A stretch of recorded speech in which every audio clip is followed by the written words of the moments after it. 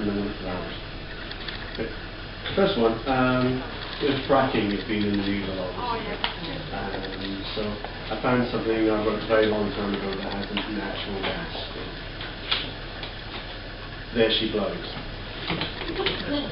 My grandma won't stop farting. Oh, what am I to do? I love Grandma very much. Grandma smells like poo. When I told my mother, she said, "Son, don't be daft." As soon as she finished speaking, son, don't be soft. As soon as she finished speaking, Grandma sat one off. "Okay, yes," said my mother. Her volcanic rear end backfires like a rusty old van, but she doesn't need to offend. Exactly how the problem began is quite the medical mystery, but her arse could outgrowl the backside choir of a vegan monastery. Grandma has learned to live with it. She takes it in her stride. It even comes in handy for her when she sees off with pride door-to-door salespeople, both real and bogus, who quickly catch the drift of Grandma's short shrift after a gust or two. And at a garden party where Grandma met the Queen, she guffed so loud that Prince Philip said something quite obscene. Her Majesty rescued Grandma, despite her arrogant poise. Spotting a corgi nearby, she blamed him for the noise. And these reporters seeking opinions asked Grandma, "Tell me yours." He looked quite shocked on live TV when wind escaped her drawers. The glam newsreader in the studio politely ignored the sound, but she couldn't bluff off the next bum rumble, for it shook the very ground. My mother glared with impatience as my embarrassment rose. The very next day, front page headline, "It's Grandma, there she blows." My mother said, "Just deal with it. I'm sure that you'll survive. And by the way, try growing up since you are 35. I'm not 35 now, I'm 42.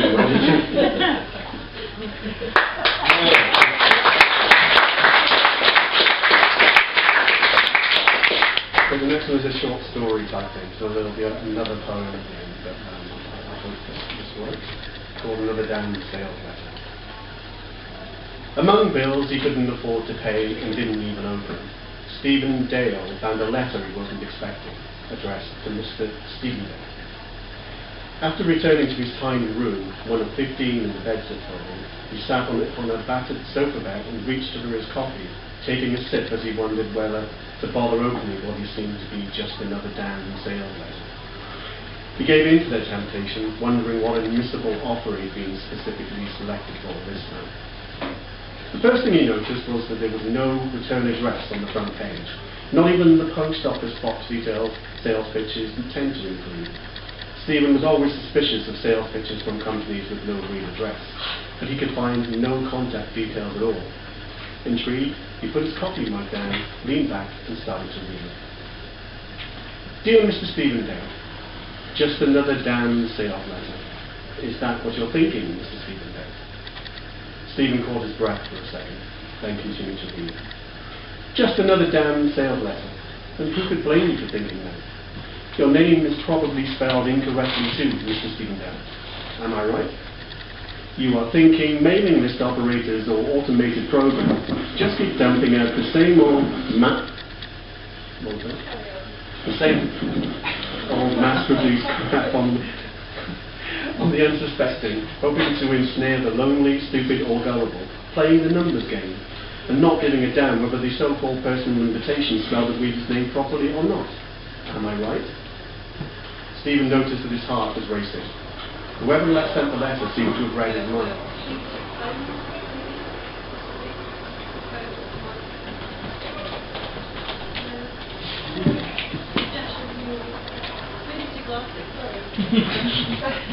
Carry on. I think it's my craft donations welcome. Okay, Stephen noticed that his heart was racing. Whoever sent the letter seemed to have read his mind. He turned his attention back to the page. "You're feeling like someone is looking inside your head. Am I right?" It's the power of just It's a ghost. Read and call.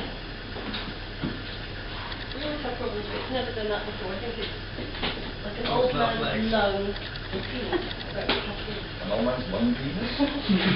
Lung or penis.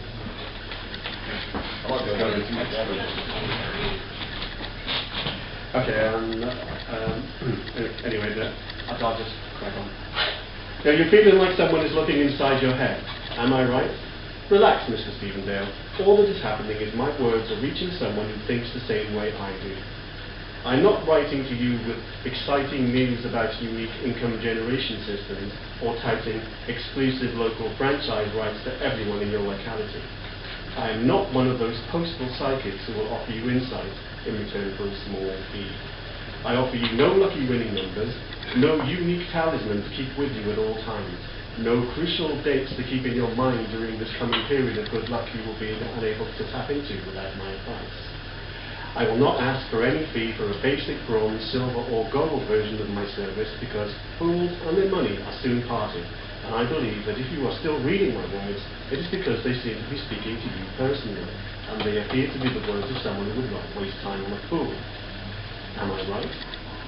Stephen smiled, realizing he was actually nodding, thinking it could only disappoint him when the real sales pitch came, and all this introductory bluffing would be revealed as a version of the usual patter, designed to draw in even those who smell something fishy whenever anyone tried to sell them something they weren't already looking for.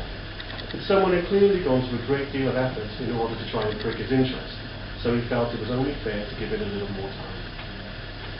How much money do you have in your pocket, Mr. Stevendale?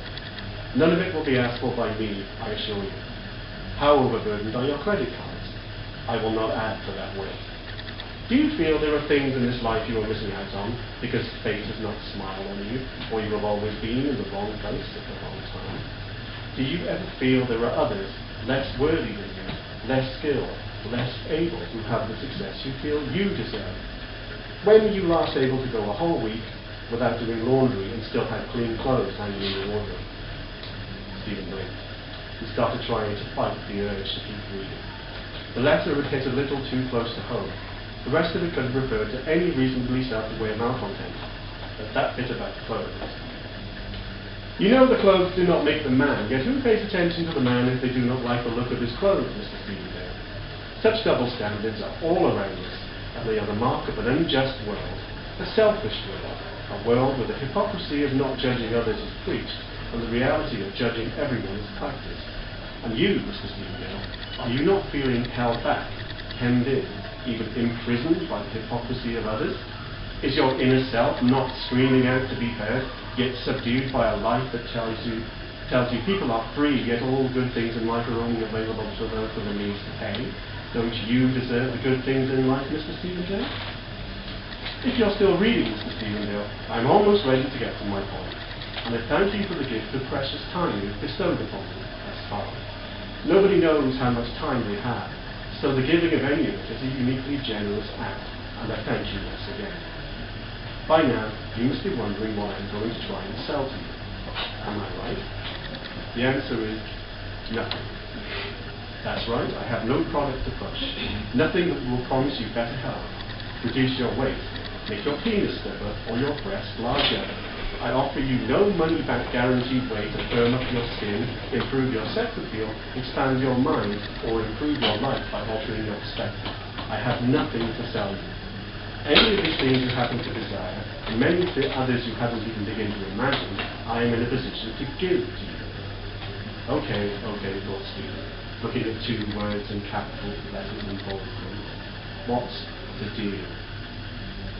As I've already said, Mr. Stevendale, I'm not trying to sell you anything. Far from it.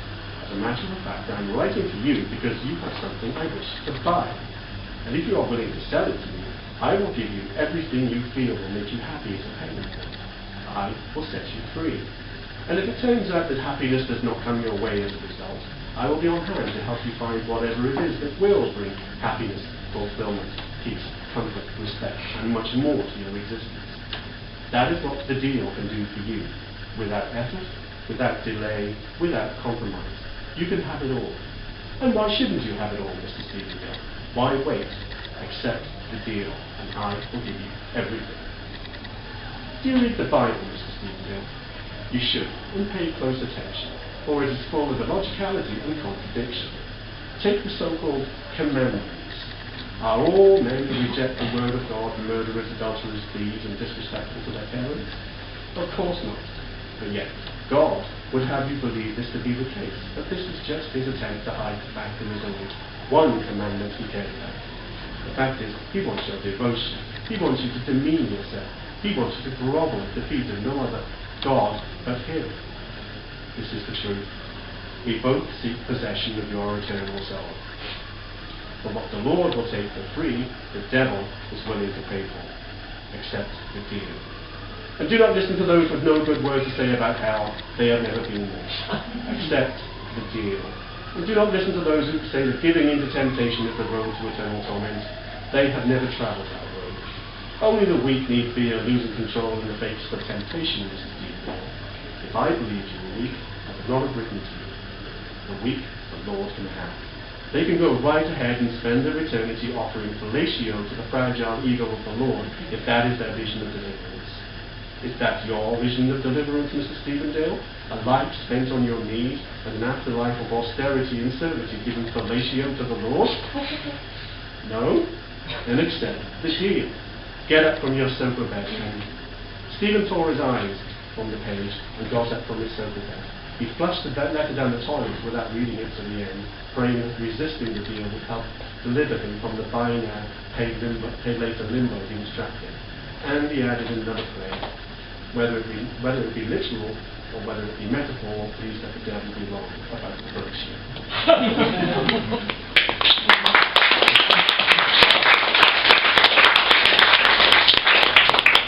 Just let's get through that.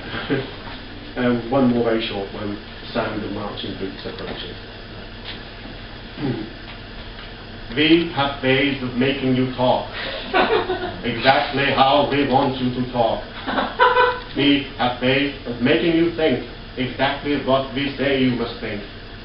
We have ways of making you eat exactly what we tell you to eat. We have ways we can demonize you for not being the right shape or size. We have ways to make others sneer at you for wearing the clothes that you wear.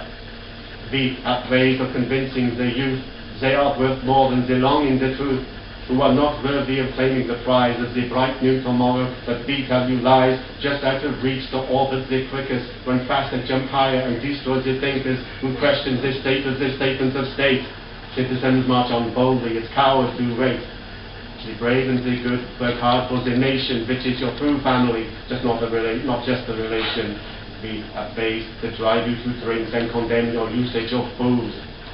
Maybe those countries that stand like fascism took some of it home on the soles of their shoes.